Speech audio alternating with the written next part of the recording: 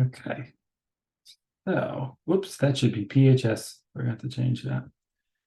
Starting out on a good foot here. Okay.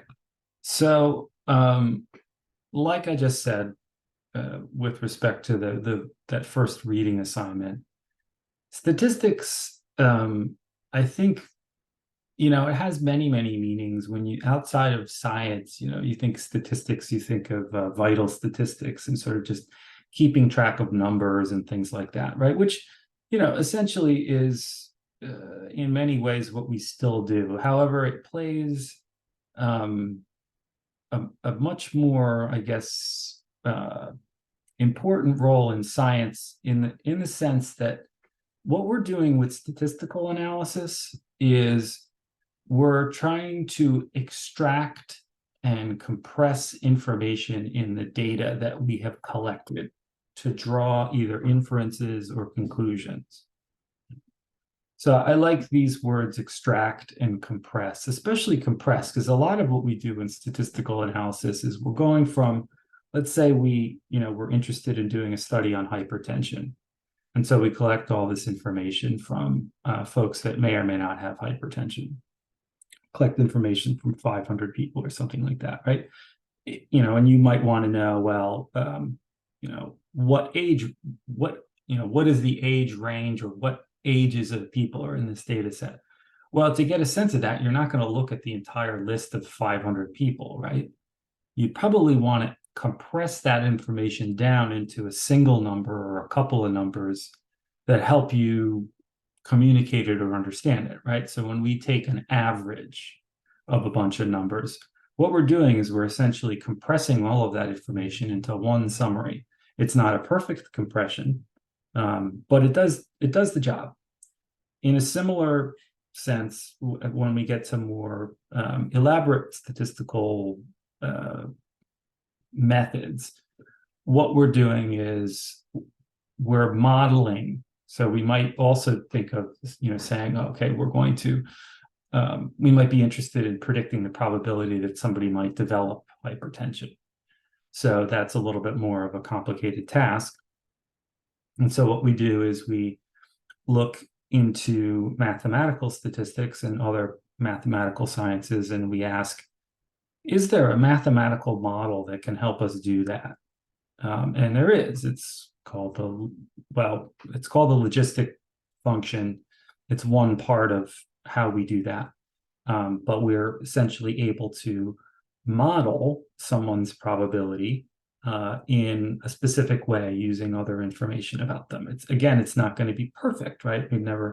We often don't have a perfect explanation. We can't perfectly predict. We can't, perfectly predict the weather, let alone whether someone's going to develop hypertension or diabetes, but we can get pretty close. Right? Now, we're going to have a pretty hard time doing any of that if we don't embed our analysis into this whole framework over on the right. So in order to do a study about hypertension, we're going to want to read the existing literature about hypertension, or else we're going to run the risk of not asking the right questions or forgetting an important variable. Right? Similarly, we may want to sort of come up with a mechanism. I think probably the four of you are interested in behavioral science. Oh, right, I said I would talk about me. I'm a former quantitative psychologist, now a full-time statistician in population health. But I still very much think in terms of psychology, cognition, behavior.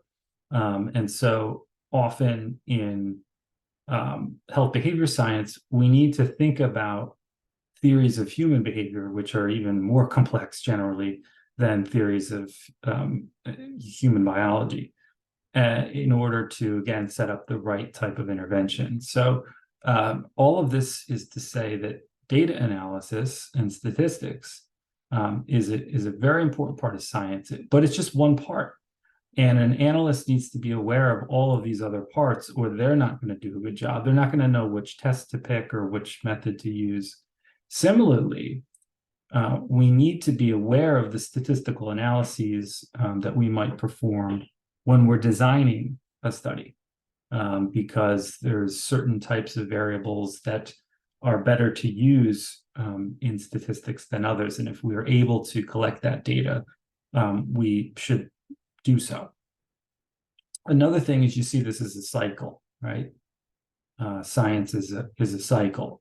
So, we're never perfectly explaining the world. There's always limitations to our analyses that can be dealt with future studies. We're kind of always just sort of incrementally adding knowledge.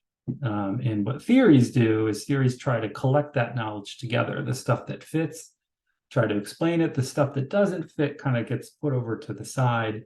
And one view of the philosophy of science is that generally those anomalies can start to pile up, and then a curious young scientist might come along and say, hey, theory X doesn't explain all that stuff. Let's try something new, right? But that's all the cycle of science. So we fit right in there. And so what we want to do in this course is to help you learn what to do over here. So given a research design, or given that you've designed a study in a particular way, or written down a hypothesis, and then have the data at hand. We're not going to talk about collecting data in this course. We'll just assume that we have it. What do you do with it? I did want to, kind of just get us straight on a couple of terms that you'll hear me use. There's lots and lots of different terms for the same thing in science that ends up being kind of a thing that happens. In my old world, in my training, it was always, we'd talk about experimental versus non-experimental research. In health sciences, we generally talk about randomized control trials versus everything else. Sometimes interventions are randomized, in which case we'd call them a randomized control trial. And so remember, what makes a research study an RCT, or a true intervention or experimental, is that the treatment, or essentially the causal factor of importance, is randomly assigned to the people in the study, right? So if you were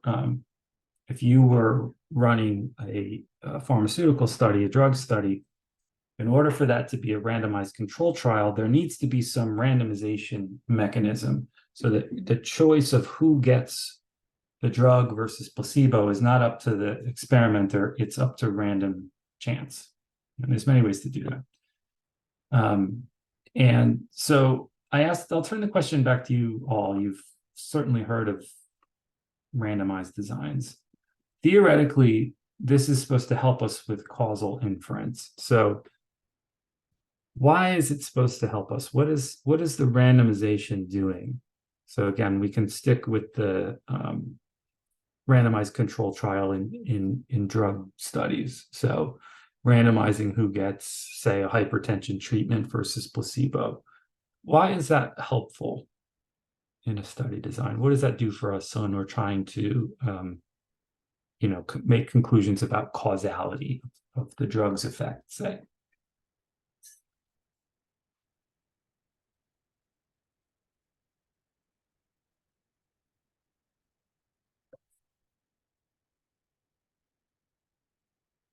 So let's say we didn't have a control group. So we have a drug that possibly treats hypertension. We give it to 50 people with hypertension. We measure their blood pressure before the study and then afterwards, and we see that on average their blood pressure goes down. The drug seems to have its intended effect. Can we conclude strongly that the drug really is causing their blood pressure to become under control? Just based on one group? Allie's shaking her head. Mike, what do you think, Mike? No, and that's where the random control really kind of kicks in, is that it eliminates kind of sampling out of that population and allows the study to take a random sample across the entire population. Right. And so the idea is that by randomly allocating the drug versus placebo, and there's lots of other design elements that are important, making sure that the participant doesn't know. So so-called open label trials aren't as good as ones where participant really doesn't know. They know they have to, ethically, we have to say there's a chance you may get, a placebo. So it's not totally blind. But the idea is that with enough participants, that any systematic differences between the groups, say on age or other factors, kind of cancel each other out. And then the only difference is one group got the drug and one group didn't. And then we importantly have a comparison, right? Because one other thing about pre-post designs is the effect of simply just passage of time, right? So with one group, we don't know, does everybody that gets this drug have, or does everybody just in a study, just by watching them, maybe, being in a study, people get more healthy, they exercise more, so on and so forth, right? So for the comparison group, it's very important to have that either way, even in a non-experimental studies. For example, case control designs, you pick people to study who have a disease versus those who don't, and then you look back in time at their risk factors. So you have a comparison group, but the key difference is you can't randomly give somebody lung cancer, right? Can't randomly give somebody hypertension on purpose. So there's lots of other things that are done in non-experimental research that we won't go over in this course, but are very popular in epidemiology, where the purpose is to discover cause, to do causal analysis. But generally, non-experimental research is essential because a lot of times there's things we can't control, right? Again, we can't assign somebody to have a disease. So there's only certain things that can be done experimentally. Everything else is sort of non-experimental. And so the methods that we're going to use work in both situations. Okay, so lastly, I bring up this term statistical model that we're going to use a lot, probably more later on in the course, like I said. But if you've heard that word, what is it?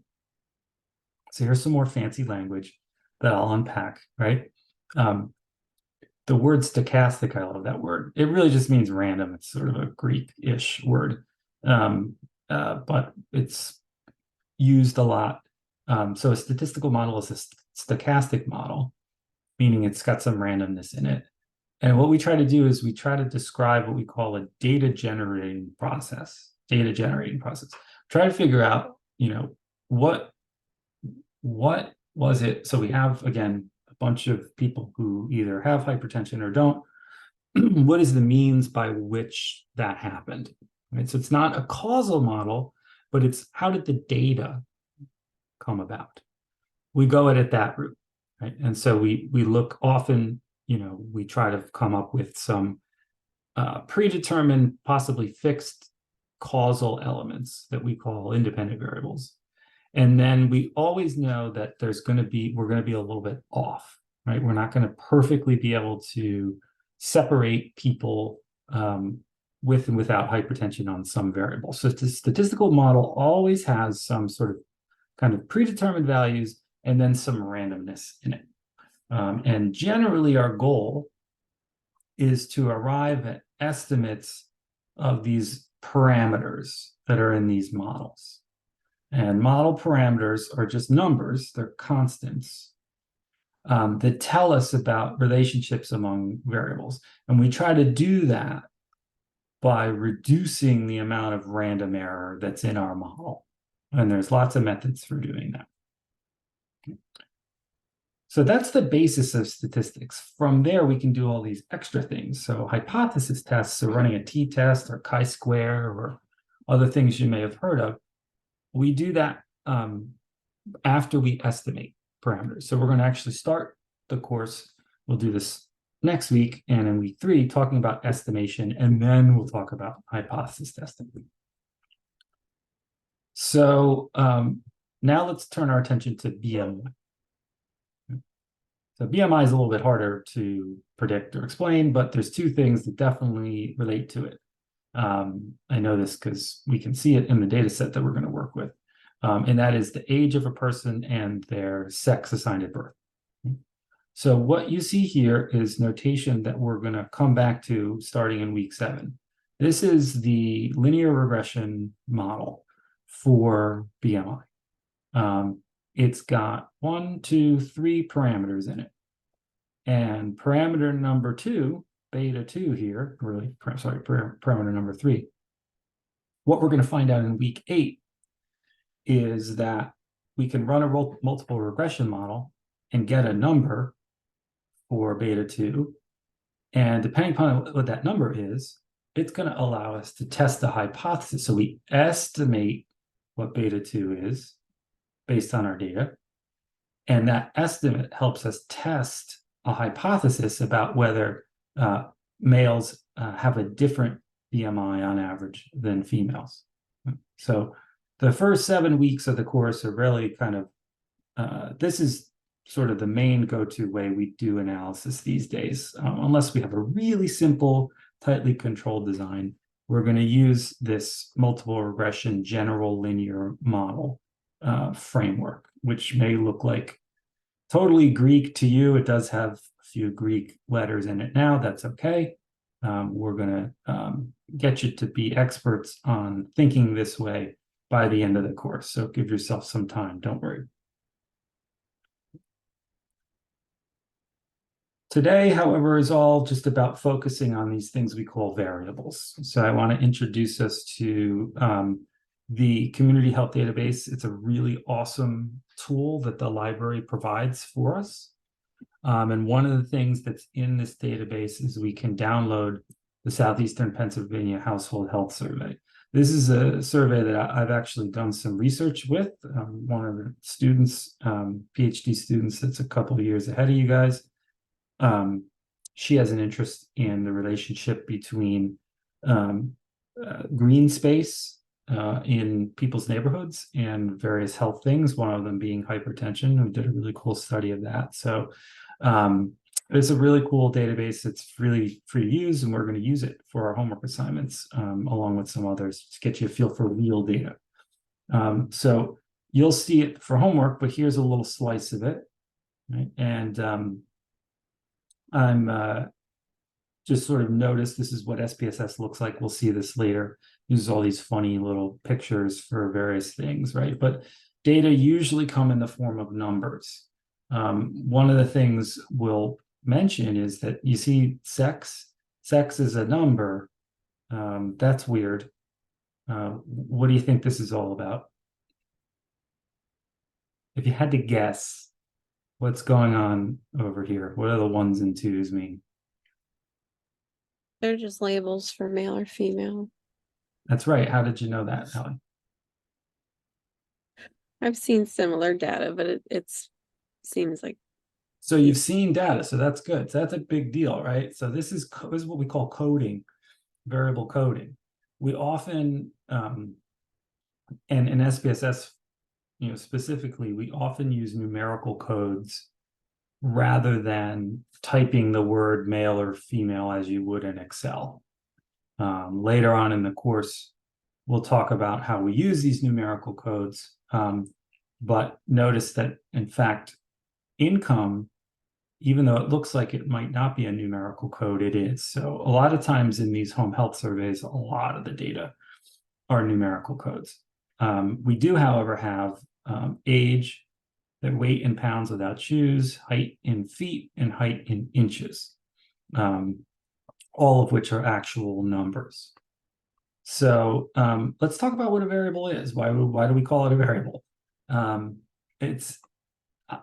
There's so many different definitions. I like this one because it's really precise. Okay, so what is a variable? It's a characteristic of someone or something that can take on one of a set of either finite or infinite values. Right. So often the subjects of study for us are people. So we have 1, 2, 3, 4, 5, 6, 7 variables, 7 characteristics of these people that can take on different values, right? Sex can take on as many as, usually when you see sex, it's reduced to binary sex assigned at birth. So that can take on 2 values. Age can take on as many values as we want. We'll talk about that. Same with weight.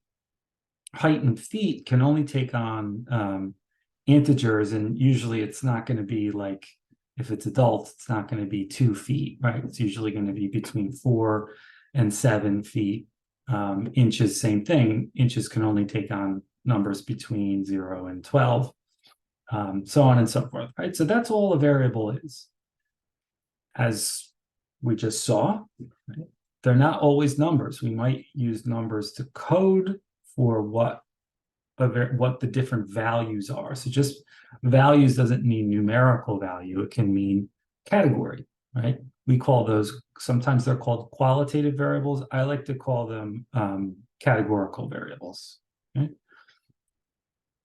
We'll learn later on in the course how we, so there's one thing that's annoying that we'll have to grapple with in a few weeks is the fact that in SPSS, we're going to use whatever numerical codes we want to save the data and archive the data and have it organized. But then to use it, SPSS does some funky things. It assigns different numbers to different categories. And we'll talk about that later on. We don't have to worry about it right now. There's 2, or actually 3 important distinctions that we're going to make amongst variables. So the first one has to do with the statistical modeling itself, right? Which is really sort of the scientific causal kind of model approach, right? In every statistical analysis, usually in any research study that you want to draw an inference, not always, but most of the time, there's going to be one or a few what we call outcomes or dependent variables or response variables. And those are the things that we measure to try to see what the effect might be of these other variables that we call explanatory variables, predictors, independent variables. Okay? These are the things that, even if we're doing a non-experimental research, we think might be doing the causing, or at least the sort of explanatory variable. That's the compromise. That's the causal compromise, right? Or so we're not saying that, we're not saying that sex causes someone's BMI to be higher or lower, but it at least explains, i.e., if I know someone is a male or a female, I might guess that their BMI is of a certain range. So in this course, we'll usually use the words predictors and outcomes because those are pretty common across health research. Predictors are sometimes further characterized as risk factors in public health and epidemiology research. Usually response or outcome are the words for dependent variables. Independent and dependent variable those are sort of the scientific terms. You'll see those more often in experimental research, but they all, so all these 3 things mean the same thing. These 3 things mean the same thing. Another important thing that we need to understand is that variables themselves, back to the type of values that they can take on, we need to distinguish among them because if we use a variable as our outcome, these distinctions are important. So we're going to make 5 distinctions between continuous, or what I kind of call quasi-continuous numeric variables. Okay, so these are variables that can take on an infinite number of values, decimals. So good examples are weight in pounds, right? But depending upon the scale that I have, I could, if I have a real precision scale at my house, I could get my weight to like 10 decimal points, right? Any amount of precision. That's your classic continuous variable, right? Meaning that there's no real good way to chop up the scale. It's the real number system, right? So there's an infinite number of different values that could be taken just because there's an infinite number of decimal values between 150 and 151, right? Often we can treat outcome variables as continuous if they're close to that, right? So most numeric variables are work well enough, even if they're not totally continuous. So we'll see that's important when we get to regression. There's two different sort of types of categorical variables that we'll distinguish between. The classic nominal categorical, which is like often you see this as a predictor, right? So what county, you know, again, one of the variables that's in the PHMC database is what county the person is from. Are they from Philadelphia County? So Maham, you'll get used to the fact that we're in a sort of 5-county area. We're in Philadelphia is the big city, it's its own county. There's Bucks County to the northeast, Montgomery County to the north, Delaware County to sort of the, I guess you'd say northwest, west, and then Chester County. So that's 5. And we'll deal with an example of where we look at that. So we call that a nominal categorical variable. Nominal meaning that there's no numerical magnitude difference. So if we used the numbers 1 to 5 to denote those counties, whatever county is assigned number 1 doesn't mean it's better county than, you know, number 2. So it's totally arbitrary. Nominal categorical variables, there's no order of magnitude, nothing. If we go back to we look now at, so race is another great version, right? We might use the numbers 1 to 5 if we denote different racial categories.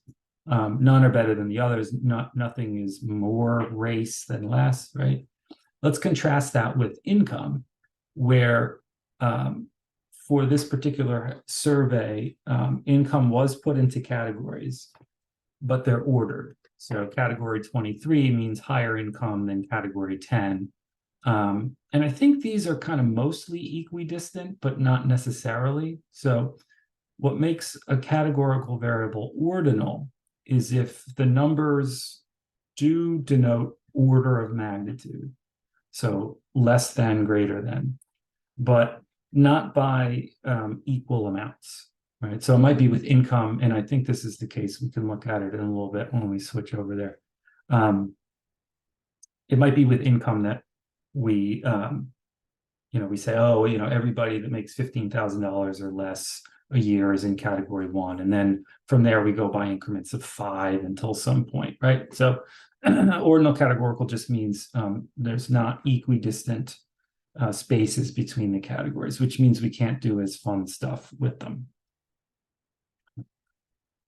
There's 2 more special variables that we're going to deal with towards the end of the course. Sometimes we have a numeric variable that can only be 0 or one of the positive integers. And often this is the case when we are counting something.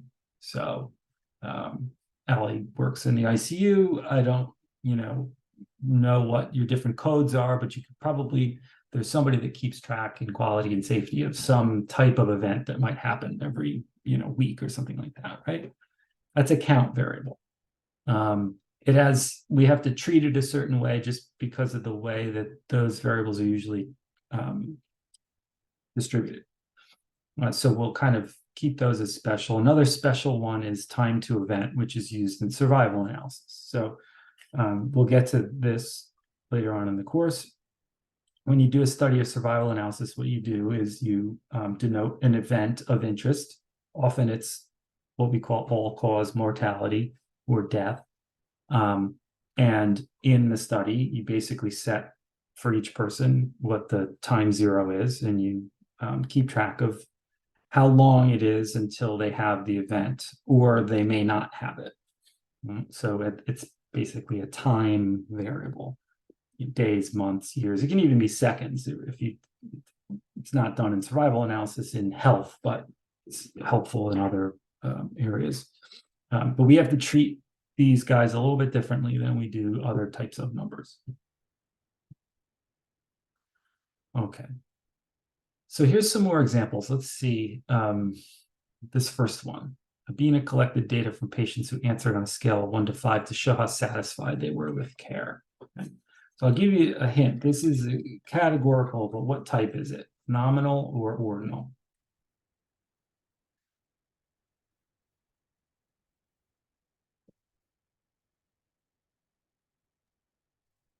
Could be ordinal because it has a rank order to it. Good. Right. And this is a sticky one. So these are like Likert scale type questions. We think of them really as ordinal variables, even though they are numbers. But yeah, generally we would call this an ordinal categorical. How about the second one? Emergency department tracks the number of gunshot wound visits each night.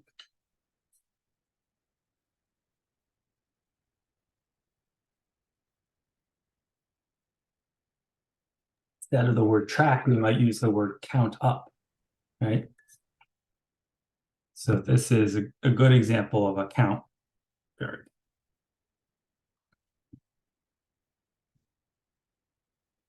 Usually you can pick out the survival or time to event variables when you look at something like this. So this is a tricky one, right? To better examine efficacy of new drug, Manuel needed to track the number of months patients taking the drug stayed alive during the trial. Now we are counting the number of months, but it's to a particular point. So it's different from a count variable. This is a time to event. Okay? How about this fourth one, which is measuring blood hemoglobin level.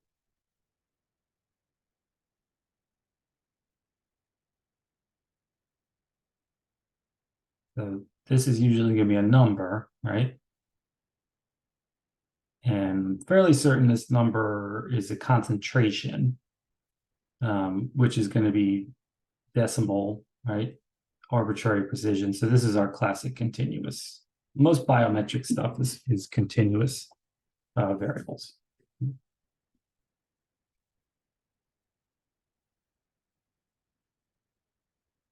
So again, why do we care? I'm not going to belabor this point. I talked about it, right? Each one of these is going to require slightly different methods of analysis.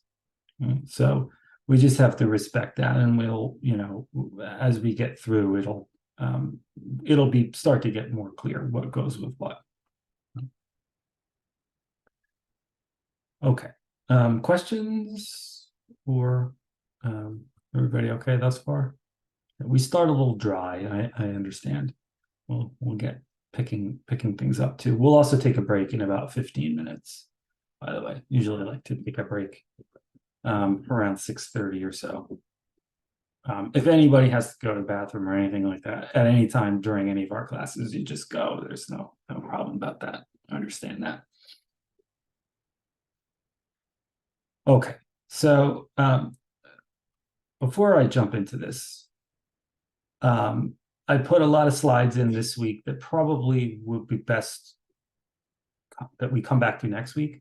So we'll go through as much as I think you guys can handle before I do want to show you SPSS and not lose you totally in the first week. But this is like the most difficult part of stats, and I'm only showing it to you again on kind of like a need to know basis. It took me as a, now associate professor who always teaches this stuff, took me years to really master probability and all of that stuff. And so it's not important for you guys to do that. What we're trying to build ourselves up to is the fact that I've heard a few famous statisticians say that really what our role is in quantifying uncertainty.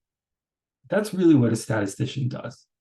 Now we do all this fancy analysis, right? But essentially what we're trying to do, right, is obtain estimates of various effects, like again, what's the size of the difference between these two drug groups, or what's the magnitude of the effect of some risk factor on the probability of developing a disease, right?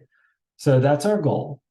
We know, because of the basis of our mathematical knowledge, that our science is not exact, right? Statistics is really all about error and controlling error. So it's not possible to perfectly be certain about any of our estimates. And so the tools that we're going to use to draw our conclusions are really tools about uncertainty. And they come from probability theory. So there's two places where this is going to be important, where we're going to basically, we're working up to this and to try to master it by week 3, week 4. The first place is in these so-called p-values. You may have heard of p-values or heard of people wringing their hands about p-values. I'll talk about what they are over the next couple of weeks, but they're a way to make a decision about a hypothesis test. An alternative, or really a supplement to p-values, or in some cases the object of the analysis itself, is the construction of what we call confidence intervals. You may have heard of those. Both of those things are about quantifying uncertainty. And we're not going to be able to understand them properly. And there has been a reckoning in science, especially social science, over the last 10 years that either students weren't being taught this stuff in the right way, or something was going on, and that people were either not understanding those two important concepts, or the system was being sort of gamed somehow. And so that our research bedrock is kind of full of studies that are kind of crappy, with effects that weren't, were sort of oversold. Right? So one of the things that's important for us to learn in this course is we don't want to oversell our findings. Even there's, temptation to do that amongst, heavy hitter researchers. It's bad for all of us. What we need to do is quantify the amount of uncertainty that's in our results, and that's fine, right? And know how to reduce it maybe for the next study. Okay. So what we begin with is any experiment, and I use that word now to mean the observation of a phenomenon. So we're entering into the world of probability theory now, which is just the science of events and uncertainty. So in probability theory, we have these things called random variables, and I'm going to talk about what they are. This is a lot of junk that we can probably skip over, but essentially, when we say our sample in a study, what we usually mean is we have a bunch of different random values, right, that come from these things called random variables. And so in our work, a random variable can be denoting the presence of a disease in a person. We often want to summarize across our observations, as I said, compress, but also, even more importantly, answer some questions about probability of making these observations, and then also trying to kind of give an indication of how well our sample values might map onto the population. So a random variable is actually a function that maps values of an event to other values. Okay? So this is a very simple example. Okay? Let's say we roll a single die. Okay? There are 6 equally likely outcomes. Right? The random variable in this experiment is what happens each time we roll the die. Right? The random variable that we're going to track is the number of dots that face up after we roll our dice, right? So the event is rolling the dice, the die. The random variable is which side comes up, right? Which is essentially random. If a dice is truly fair, when we roll, we don't know what's going to happen, right? We know that one of 6 things can happen, but we don't know which one. What we try to do in probability theory, and then where we use this in statistics, is we try to then understand this experiment by mapping each outcome, or the random variable itself, to what we call a probability distribution. What are probability distributions? Well, think about it in this way. Something has to happen, right? When we roll a die, one of the sides has to come up, right? So there's 100% chance that something happens. Take that 100% chance and divvy it up amongst the outcomes. In this experiment, each outcome is equally likely. So we say, okay, right, and we do that by analysis. We say, well, a dice, there's nothing to say that a 1 is more likely to come up than a 4, right? So here's where modeling comes in, right? It might be the case that your specific die is biased a little bit. So the 1, somebody might roll a 1 slightly more often than a 3, right? But here's our first place where we make assumptions. We take a probability model. We say, no. It should be that each outcome is equally likely. And so if that's the case, then if we rolled our die 1,000 times, we should see that approximately 1/6 of those rolls are 1s, 1/6 are 2s, 1/6 are 3s, so on and so forth, right? Which is about, I think, 1.67. So about 16.7% of the rolls should be 1 of each of them. I'm not going to go through how you do that analytically, but the idea is that in this course and in other courses about statistics, you're going to hear the word probability distribution.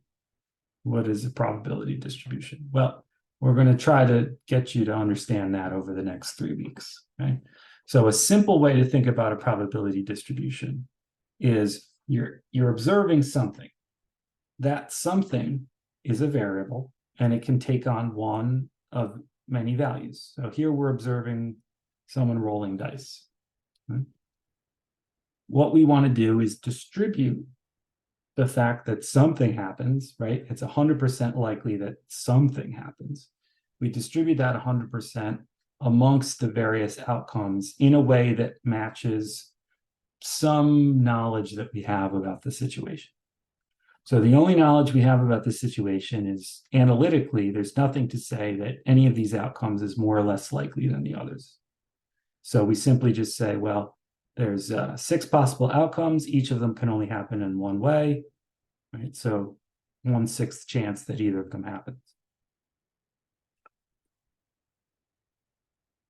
Our world, and especially behavioral science, is not that simple. So what we're going to find is that, if we're observing somebody's height or their score on a cognitive test, the probability distribution that's a good model for that is a little bit more complicated. And there's a few that it would be a good idea if we knew what they were. Okay. So I actually think that's a good place to take a little break.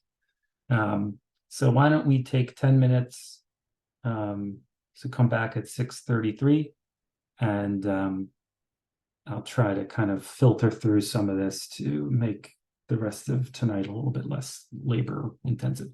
All right. Okay, so I'm going to pause.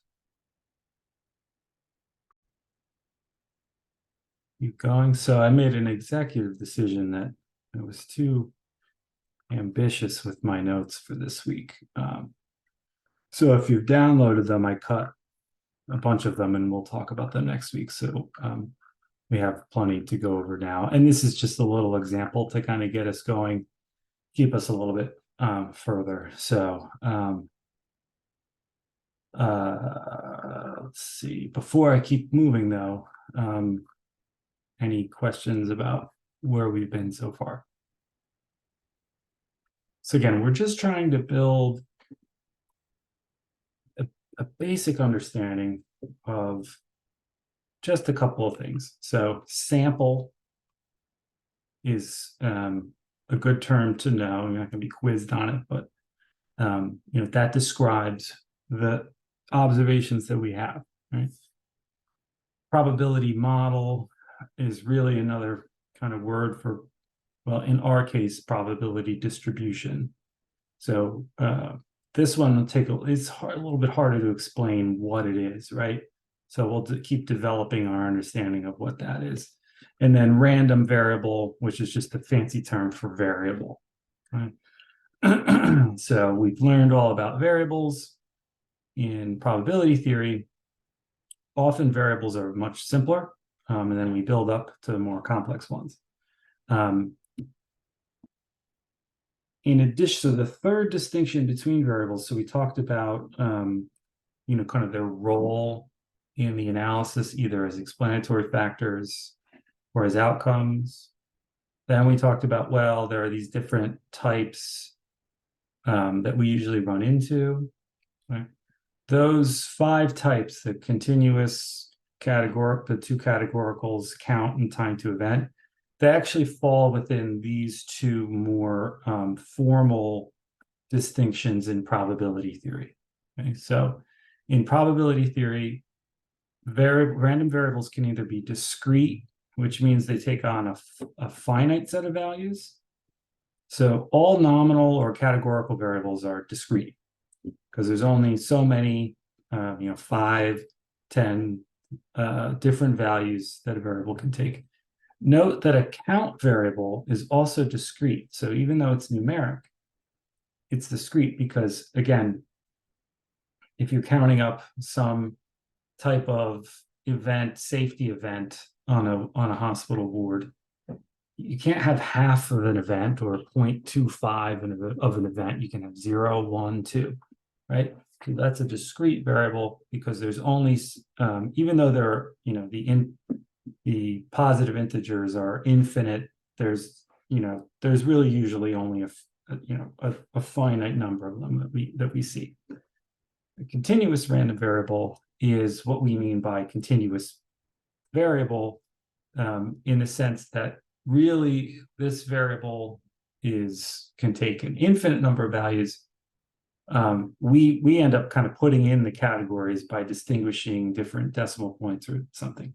Now, why is this important? The reason it's important is because in the next, the rest of tonight, before we get into SPSS, I'm going to show you how essentially an average is defined in probability theory. You have to do this differently if the variable is discrete versus whether it's continuous. If it's discrete, usually it involves adding stuff up. If it's continuous, usually involves an integral calculus, neither of which we have to do. But that's the main distinction. This becomes important when in describing our outcome variables. So we'll talk about this starting in week 4. Okay. So where we often use probability theory in statistics is informing what we call the expected value. Okay.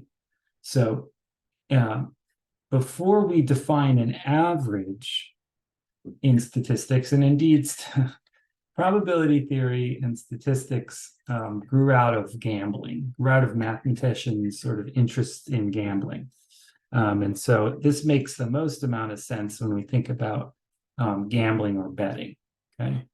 That the expected value of a random variable can be computed as follows.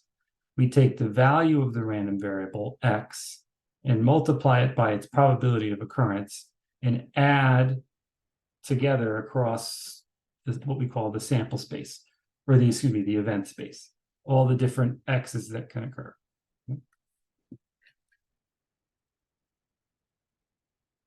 it's funky looking. It doesn't make a lot of sense. The sample mean that we'll learn about next week is equivalent to doing this, or at least gets us close to doing this as if we had a full population. So in the background, that proof can be given that the sample mean, or the average, if we take a sample, in its limit becomes the expected value of whatever that variable is. Well, let's see how this works. Let's have a little bit of fun outside of health. Okay? So let's imagine, again, this is, the type of scenario that would have confronted a well-to-do 16th century mathematician. Like this again gave rise to all this stuff. So let's say you go to a carnival. There's a game that costs $1 to play, and essentially the game is kind of stupid. It's you reach into a box and you pick out a ticket. Okay? The tickets that you can pick out are either pink, blue, red, green, or orange. Let's say there's 100 tickets in the box. 10% of them are pink, 50% are blue, 5% red, 20% green, 15% orange. And there's a payoff scheme. If you pick a pink ticket, you win $5. If you pick a blue ticket, you don't win anything. Red ticket, you win $10. Green ticket, you win $1. Orange, you win $2. So let's ignore the fact that you have to pay to play this game. Okay, we're going to now compute the expected number of dollars you could win on any play. How do we do this? We basically construct a probability distribution. Now note, this is a good example of a random variable, right? So our outcome of our play is a color, right? The ticket. That's mapped onto the variable of interest. We don't really care about the color. We care about how much money it's worth, right? So blue means $0, green means $1, so on and so forth. And if we're interested in, for example, keeping track of our winnings, we're going to write down these numbers, not necessarily the color of the ticket. What we have down here is our probability distribution,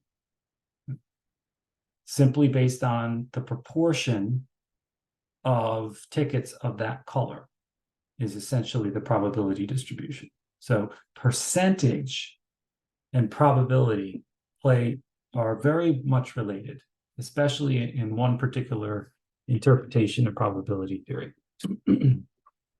So let's go ahead and just blindly use the formula for expected value. How does this work? What we do is we take the random variable, so the money earned, and we multiply it by its probability of occurrence, right? So 0 times anything is 0. 1 times 20 out of 100 is 2/10. 2 times 15 out of 100 is 3/10. 5 times 10 out of 100 is 5/10, and 10 times 5 out of 100 is the same. Okay? So we have a bunch of numbers, we add them together, 15/10. Well, that's really just $1.50. So we've essentially computed that the expected payoff in this game every time we play is $1.50. Now, with that knowledge, would you play this game, given that it costs $1? I don't know. This is also this is where gambling, gets people into trouble. One way to verify that this is true, actually probably the way to verify that this is true, would be to play this game a large number of times. Okay? We'll talk about that in more depth later and next week. There's something in probability theory called the law of large numbers. Who's heard of that before? Anybody heard of that before? Law of large numbers. What do you think it means? You don't have to say what it means statistically. Like, what is that when you hear that term, or a large sample? What does that mean to you? That if you have a large sample space, that the probabilities will actually play out correctly within that large population. If it's too small, you may get a random sampling of that small population. Right? If I say I play this game 10 times, I might win $50, right? But or if I excuse me, if I average my winnings, so if I play 10 times and I average my winnings across, I'm not going to get 50. I'll probably get, I might average $5 or something like that. I might get lucky and win $25. But the long run over time, okay, it should even out to me earning on average $150, $150, 150 cents, $1.50 per play. And the more plays I get, the more this average will stabilize. So we won't go into too much depth about that. We'll talk about that more in week 3. Here's another example that kind of gets us close to what we're going to start to do with certain types of categorical variables that we see a lot. These are binary categorical variables. Okay? And so let's say we're exposed to a risk factor for cancer. And in this simple universe, 20% of people exposed to the risk factor develop cancer. So what's your expected chance of developing cancer? Well, we already kind of know what it is, but you can blindly, again, use the expected value formula to compute it. Right? If we assign developing cancer the value of 1 and cancer-free the value of 0, this is the only way you can do this, by the way, is you denote something of interest, the thing you want to compute the probability of happening. You give that the number 1, and you give the other thing the number 0, and I put that into the formula, right? And again, a good way to think about this is if I grabbed 100 people together, right, I should find roughly 80% of them to be cancer-free and roughly 20% of them to be to possibly have cancer if there's a 20% risk. And so I can put that in the formula too. Right? So later on, we'll see this as if you have a variable that's coded 0, 1 like this, and you just take the sample mean, it's going to give you the proportion of ones, the proportion of people that have this thing that you're denoting.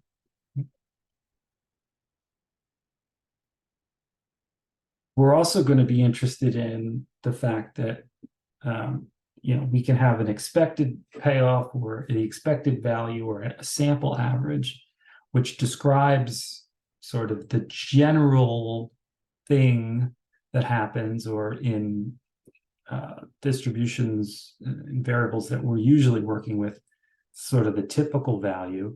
But we also understand that one thing that makes a variable is that not everybody has the same value, right?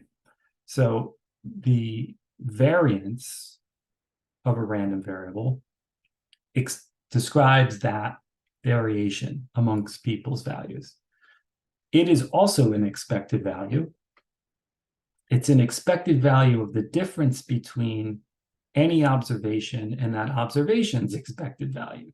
So often when you learn about variance, and we're not going to make you memorize formulas in this course. So there is a formula for sample variance, which is involves the sample mean, so on and so forth. We're not going to make you do that. The computer does it. But it's nice to contemplate what this formula tells us. So the E operator means expectation. Okay? So basically, the variance is an expectation you can think of as average. Okay?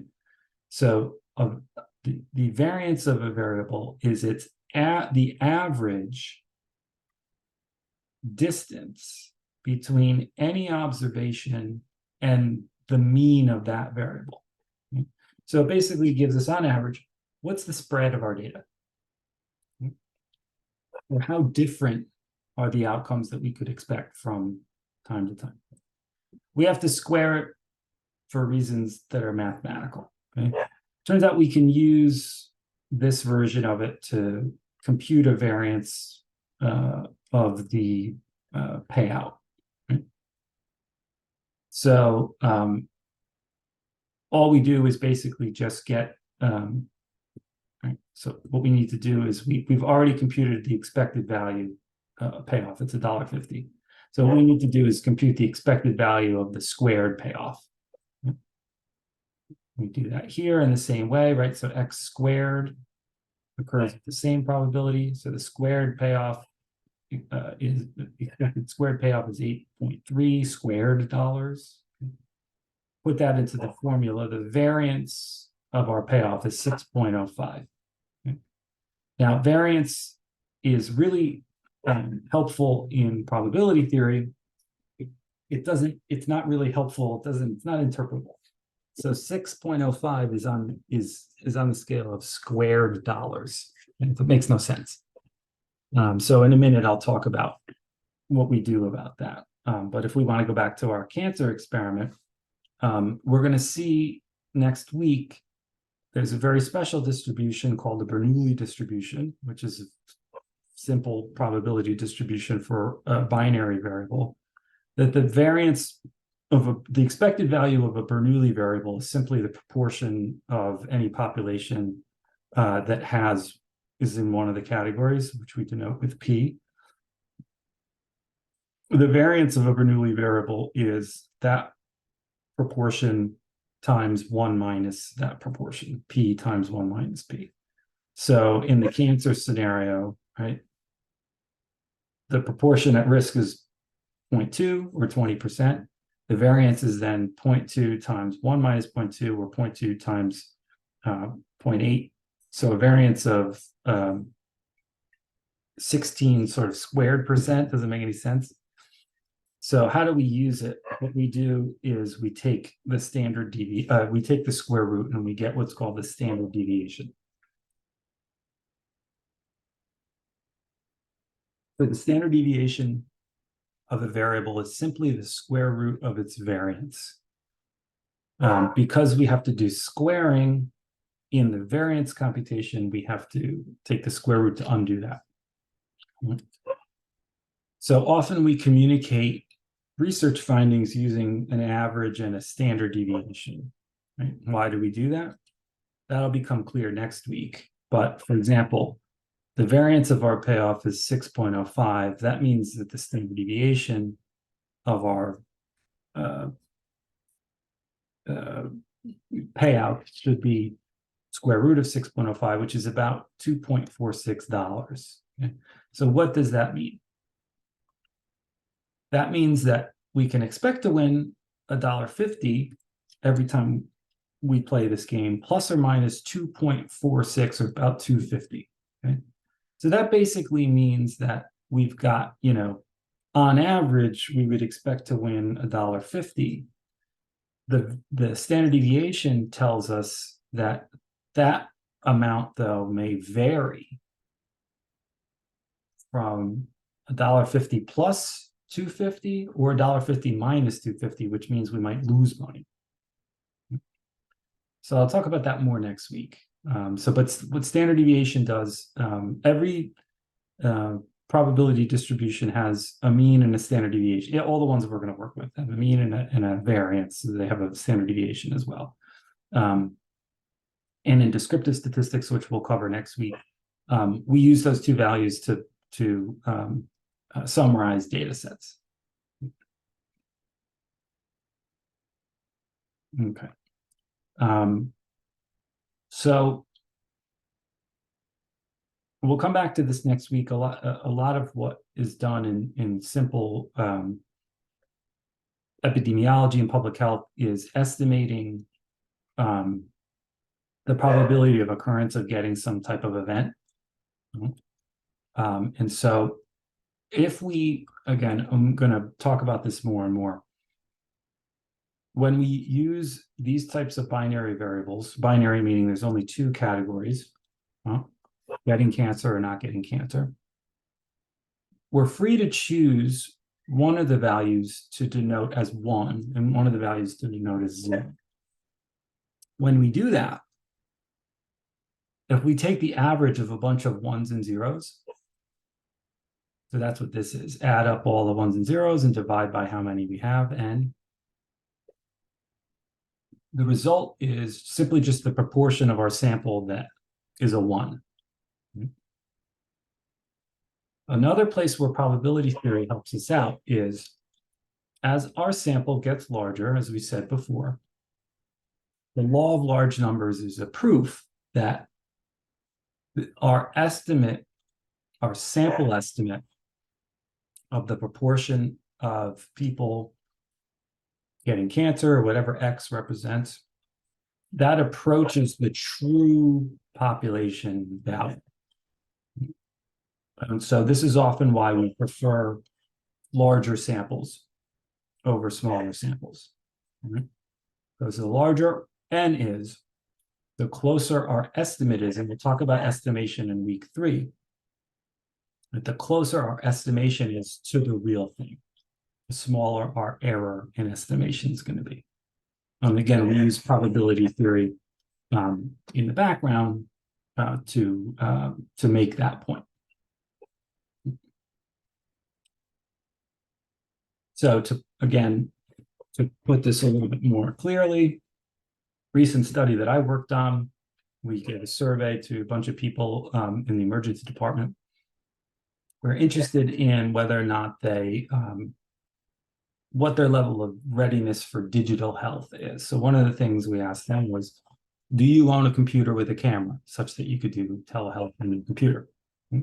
People could only answer yes or no. And if we assign no, the value of 0, and yes, the value of 1, let's say 84 people answer yes. That means that the sum of all of our 1s and 0s is going to be 84, because we're going to have 84 1s and 16 zeros, right? So that's 84. We have 100 people, so 1 over 100 times 84 is 0.84, the percent or proportion of the sample who said yes. So when we have one of our special types of distributions is this 0-1 binary variable. If we use the formula for sample mean, or if we just take a mean or an average, we're going to get the proportion of 1s, which is very, very helpful. And again, the larger our N is, the more likely, or the closer this number is to the estimate of the true proportion of the ED population that would be digitally ready in terms of this question. Okay, so next week, originally we were going to cover it this week, but it's way too much. So next week, we're going to go through the 4 important special distributions that we make use of in basic statistics. There's a couple of more that end up being important for inference. Probably the most important is the normal distribution, although these 3 are important as well. So you can read ahead in chapter 2 to get a sense of some of that stuff. We'll go over that next week.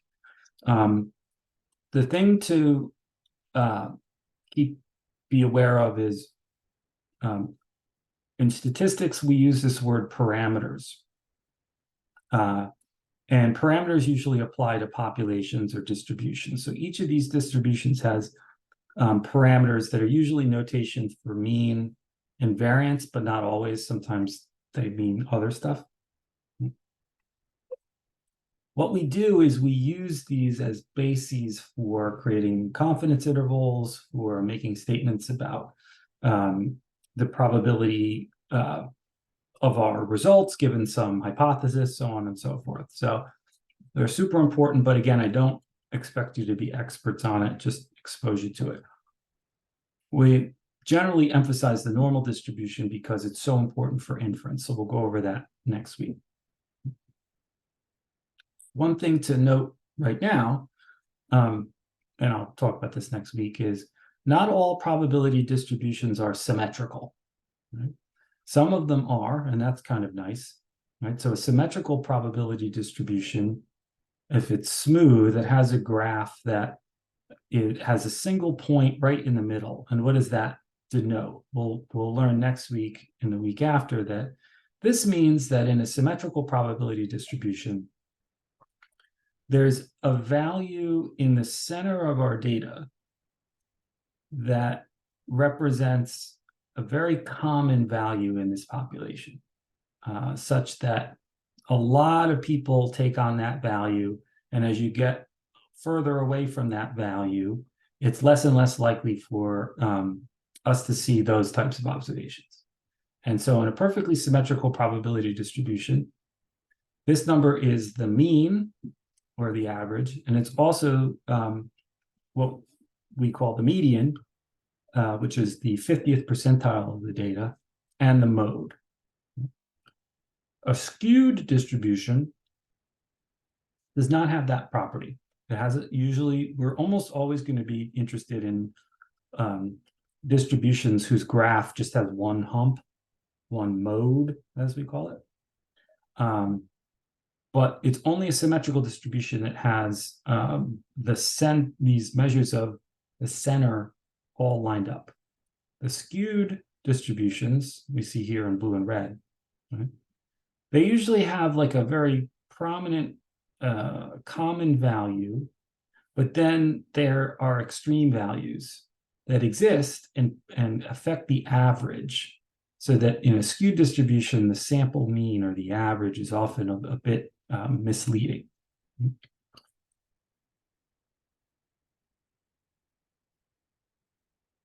So we'll deal with this is a preview to week 2. You don't have to worry about this yet, but next week, not this week, you're going to start to use your data to make something that helps us understand if our sample looks like one of these 3 shapes.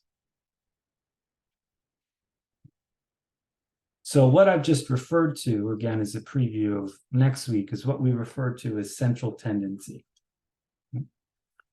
So in statistics and probability theory, most of our data empirically will have some value that is denser, that appears more often than other values, or at least a range. And so we have some options with how to describe that. Okay? Most of the time we use the sample mean or the average, same thing. So mean and average, same exact meaning. Some people say mean, some people say average. The median, which I don't, can anyone, there's a pretty prominent statistic that we often are interested in from households or even just a single person, that when we try to describe it with a mean is usually a little bit off, so we use the median. Anybody think of what that might be? Again, usually, sometimes it's a characteristic of a household that we're interested in, or even a single person that we might report that this is the median so-and-so for a particular area, say, of a city versus the mean. Usually income. Yeah. So income often has a positive skew, meaning that you have people, good number of people who have moderate income, and then you have the like ultra rich people, and they're very small in number, but their income is so high that if you take an average of all the incomes, the average is affected by extreme values, and the median is not. And we'll talk about that next week a little bit more.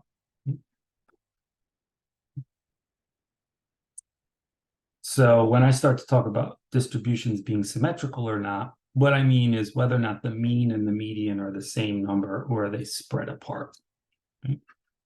So when you have something like income that's positively skewed or right skew, that means that the median is going to be lower.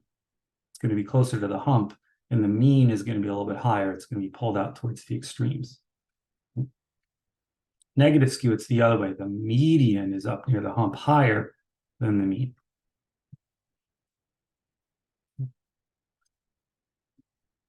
So these are just some little factoids to keep in mind this week. We're not necessarily worried about them yet.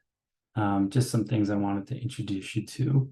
Right? So we've learned a couple of things. We've learned about random variables. We've learned variables can be continuous, they can be discrete, they can be categorical, right? And that one place where we use probability is in trying to kind of figure out what values are more or less likely to occur when we are collecting data. So again, if we're asking people whether or not they have hypertension, a very simple probability distribution is the Bernoulli distribution. What's the proportion of people in the population that are hypertensive or not? That gives us an idea. So if that proportion is 10%, right, then that means that our data set, we're much more likely to see non-hypertensive values than hypertensive values. So that's one way to think about a probability distribution. Is it's a mathematical model that kind of gives us some information about what values are likely to occur in a random variable and what values are not likely to occur. And we're going to take that information forward next week and the week after to create the basis for drawing statistical inferences. Okay. So that's enough lecture. What I want to do now is just briefly discuss your homework, show you a little bit about it, and then give you some time back for being awesome. I'll record this too. So let's go to Canvas. So usually each week, either within the assignment itself or as a separate file, you're going to find the data file. Some weeks there's two that you'll need to use. SPSS files have the suffix SAV. So you'll need SPSS to open an SAV file. Let's look at the homework first. So it's actually a quiz. Oops. Let me show it to you in your view. So it's open book, you know. I make them quizzes just because then you get the results right away. I want to preview it.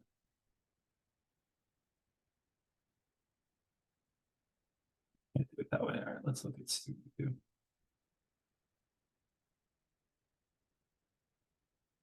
Okay. So let me show you how this goes. So that data set that I'll show you in a minute, it's got data from the PHMC survey from 100 individuals. You have some tasks, which is that you want to do these 8 things, right? They're going to construct these different variables. And then based on that construction, you're going to answer a number of questions. Right? So the best thing to do is to sort of do all this stuff first and save your results, and then you're going to answer some questions about how you did it. Okay. So I'm not going to show you how to do each one of these things, but I'm going to give you some hints. Okay? The rest of this can be found in various places, and I have one more thing to upload to show you. Basically, what we have here is we have a couple of functions. Right? The first function we need to learn about is called compute variable, which covers these 4, right? So this is, I'm sure you've all used Excel. In Excel, you can take numbers in one column and do something to them and then put that in a second column, right? That's essentially what we're doing. Okay. So I'll go ahead and download this data file. It's really large. I elected to give you the full range of variables just to sort of show you, like, a real data set is often going to be ginormous. In the subsequent weeks, it'll be kind of pared down. So I also gave you that this is the code book. So this file tells you what each variable means. Okay, so sex01 is a variable that uses a 1 to denote male, 2, female, so on and so forth. So you can consult that.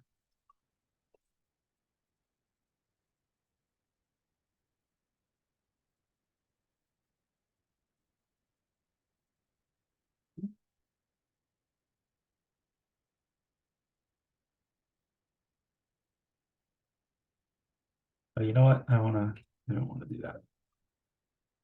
I want to show you what, yeah,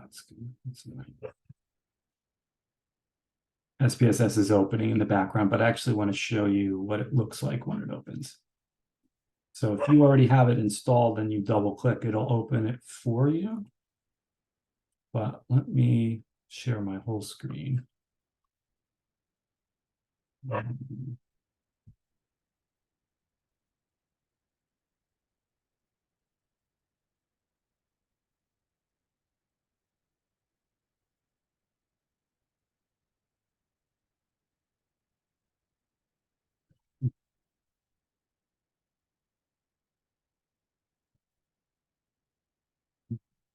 So when you open SPSS, you can do lots of different things. If you were going to type in data, you would just click on New Data Set and Open. And what you get are 2 views, and it's easier to see with data in there. But data view, I could go in and type in numbers. I can't, once I've started to type in numbers in a column, I can't type in text. It gets mad at me, right? I could type in, whoops.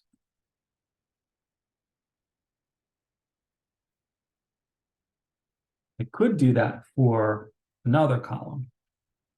So one of the exercises is to make a string variable. This is called a string variable. Anything with that's not numeric is a string variable in SPSS. I generally don't store data that way. Most people store data in SPSS using numbers. Oftentimes, if you're using like Qualtrics or Redcap or something, and you download data, you might get non-numeric data like this. That's okay. SPSS can handle it. It's no problem. So the good news is you don't have to enter any data in this course. So generally, you're going to either find the data set that you have and double click on it, or you can open it through the file menu. Let me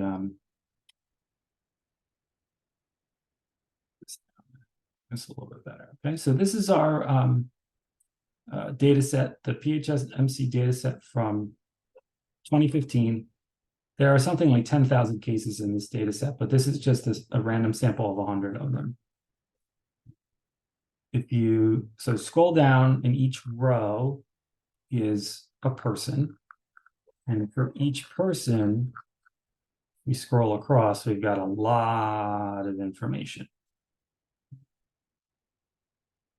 We have a total of 158 different pieces of information. The data dictionary or the code book tells you what they are, but one nice thing about this data set is, so SPSS has a data view, which is where all your data lives, and then a variable view, which is where the information about each variable lives. Okay, so let's look at zip code regions. Okay? Zip region is a variable. It's a categorical variable with numeric codes. So what the information we see about it here is the name. So if you're ever naming a variable in SPSS, you can't have any spaces. Okay, you can use underscores, blah, blah, blah, whatever, but no spaces. That's a legacy thing from when computers couldn't handle spaces. Okay? So you're also limited to how long it can be. So SPSS has a label attribute for each variable where it can be very long. So here we see basically for each variable, we get the kind of a summary of what the question was, right? So sigmoid is the time since the person's last sigmoid or colonoscopy.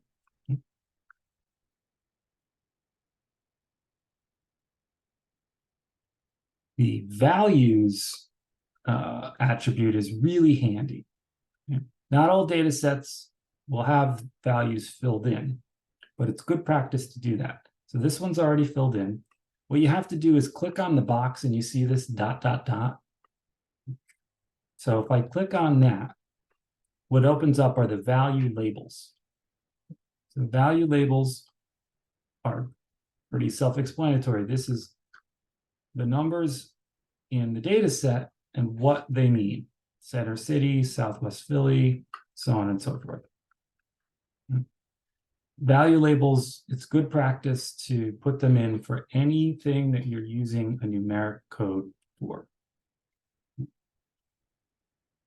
So that's the main sort of layout of SPSS. Generally over here, you're only going to be interested in the name, the label, and whether or not there's values. The rest of this you can generally ignore. You're not going to change it very much. You'll note that the type, all of these are type numeric. There's no string variables. If I added a variable, so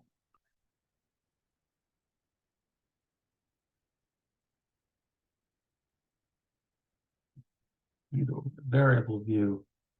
Because I've typed, it makes that a string variable. But generally, we're not going to use those. You will just for an exercise in your homework.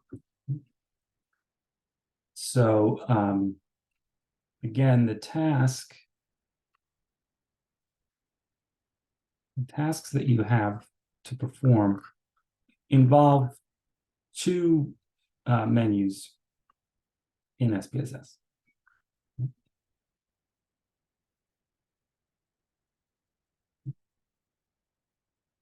So again, these first four have to do with computing a variable. So let me show you how to do that.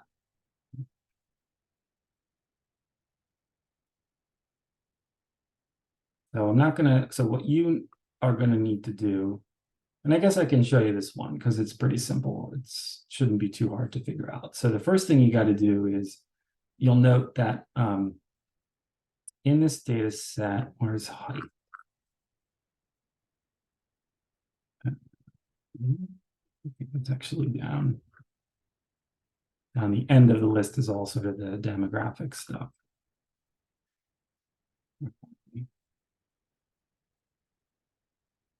Here we go. So columns 76, 77, and 78 are weight and height. So we'll scroll over to those.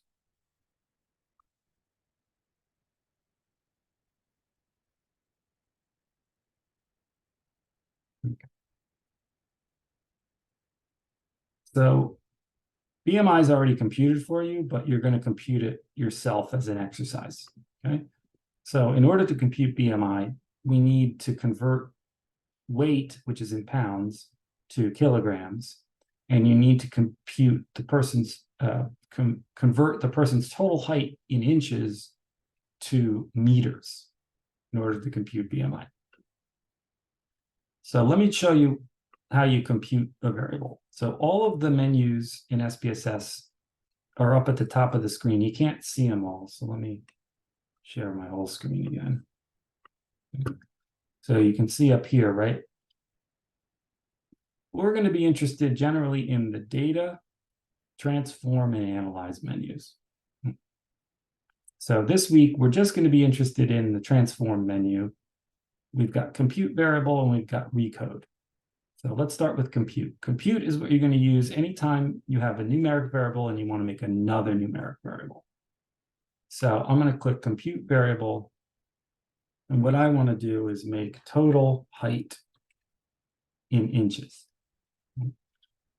Another thing that's handy is whenever you use a menu in SPSS, if there's value, if the variable's labeled, it's going to list the label, which sometimes is not helpful. If you right click in there, you can toggle it to display variable names, and then I'll scroll down and find height here. So what I want to do is simply, so how do I get total height in inches? Well, I have height in feet, and I have then the rest of the height in inches, right? So somebody's 5'2", we have in the height feet, we have a 5, and then the next one we have a 2. So what do we need to do to get that person's total height in inches? Somebody's 5'2". How do we turn that into height, their height just in inches? What do we need to do numerically?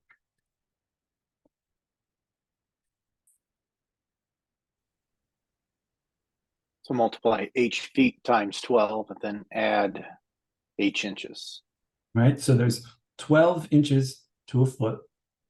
So I would, and the way this works in SPSS is, right, you work with what you've got. So we take the person's height in feet, we select it, move it up there. You can press star, or you can just type asterisk for multiply by 12. Now we're going to have a problem if I then do plus height in inches. Right? And that's what I want. But what's the problem here? Remember, computers are very literal. So we have to make it respect the order of operations. So we want to multiply the height in feet by 12 and then add height in inches. So once I type the new variable name, you can call it whatever you want, and then moved it over here, you have to use the variable names here. You could type h feet if you want to, but it's easier to just move them over. Okay? I'm done. I press OK. And if I scroll, so the first person's 4'10", so we would hope that, let's see, 4 times 12 is 48, plus 10 is 58 inches. And we see we've got 58 inches for that person. Now we've got our total height. So you can use compute to do whatever you want, so long as the variable is numeric. There's not too many numeric variables. One thing to show you is, let's just make a variable. Oh, by the way, SPSS tries to be helpful. Every time you bring up a menu you already used, it keeps what's there. If you want to get rid of it, you just press reset. It's gone.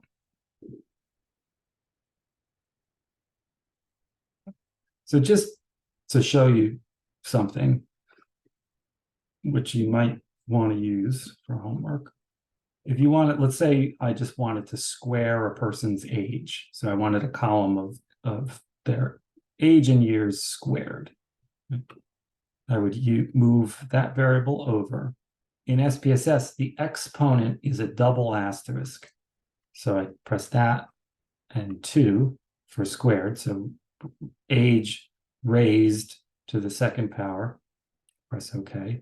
Right. Obviously, it's going to be large numbers. This person, their age is 89, so h squared is 7,900 years. So it's a variable we wouldn't use, but that's the idea behind compute. Is computing just means we take any numeric variable and we can do whatever operation we want to it to make it into, and it always makes it into a new variable. Right? So for homework, so part of the homework is make total height in inches, then convert that height in inches to meters. Okay.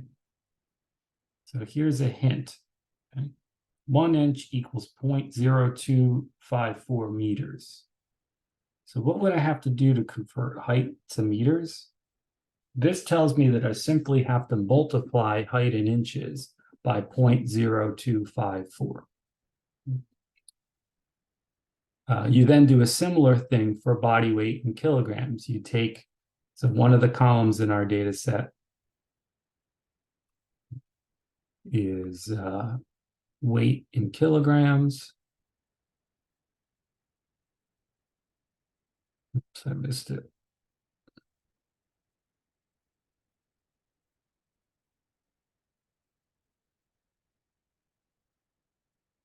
Yeah, this is the fun part of a giant data set. Right, so it comes after the mammogram stuff.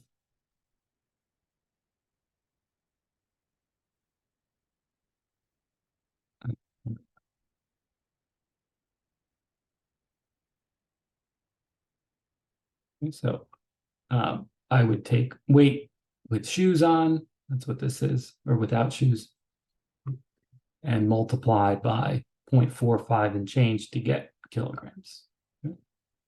And then you can convert the whole thing to BMI. The next thing to do, and this is a task for you, is to look up the 4 major BMI categories.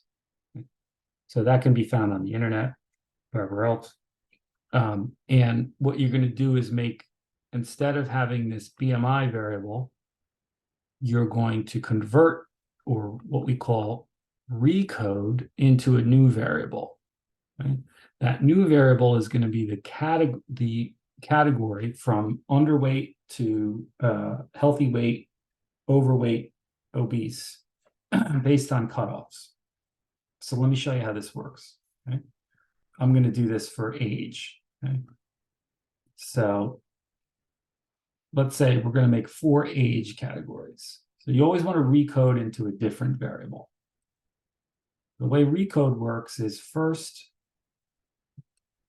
you find your variable that is the input variable, and then select that and you name your output variable, age cat. Then click change, and now it shows you, right? We're going to take the respondent age, the number, and we're going to make it into this new categorical variable. The next thing you have to do is click here, old and new values. This is the toughest part. What we have to do is basically say, tell SPSS how to map the old values to the new values, meaning the values of age to our new categories. Generally, what you want to do for a variable like age, which has a lot of different values, is use these different range options. Okay? So I'm going to make 4 categories of age. Okay? What I'm going to do is start with this option, range lowest through value. What does this mean? So we type a single number here. So I'm going to type 25 years of age. And what SPSS is going to do is say, okay, all of the people whose ages are 25 or less are going to go in this category. I'm going to label it with a 1, right? And that's going to be my young category.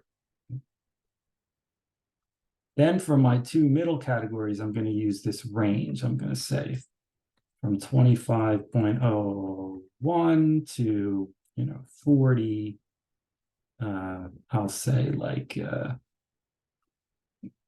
well, we're not going to call it anything. We'll just say that's a 2. And then add. Now I'm going to do 40.01 through 65. These will be our middle-aged folks. And then, all right, then I go down to and type 65 again. This means that everybody that's 65 or older is going to be in that last category. Oops. So now I've mapped my old and new values. I press OK. And so note this person in the first row, they're 89. We should see a 4 for them. The next person's 49. We should see a 3. Scroll all over, right? Our values. We could go in and label them.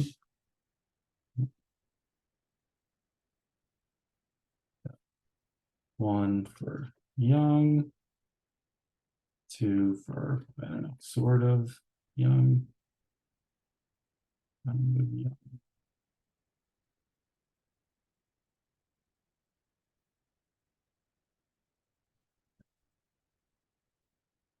Whatever you want to say. Retired.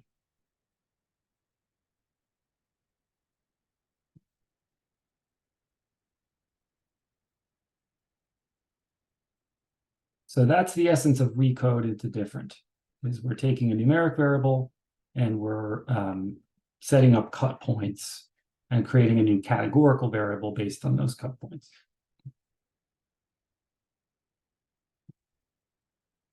The last thing that you need to do is to create a scatter plot. So I'm going to show you how to do that. Instead of height versus weight, we're going to do age versus weight, just so you have something different to do. So we'll get more into plotting in subsequent weeks, but you'll see there's a graphs menu here. All the way down the bottom is scatter dot. So we pick that. And we do simple scatter. And we define it. And simply all we need to do is, and for this, it's pretty arbitrary what we put on the X and Y axes. So on the X axis, I'm going to put age. And on the Y axis, I'm going to put weight.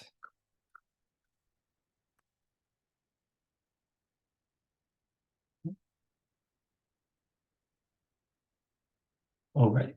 And we have to also set markers by whether or not, so some arbitrary variable, we'll pick sex. So you can show different colors based on another variable. Okay? Usually we want to do binary categorical variable. That's okay.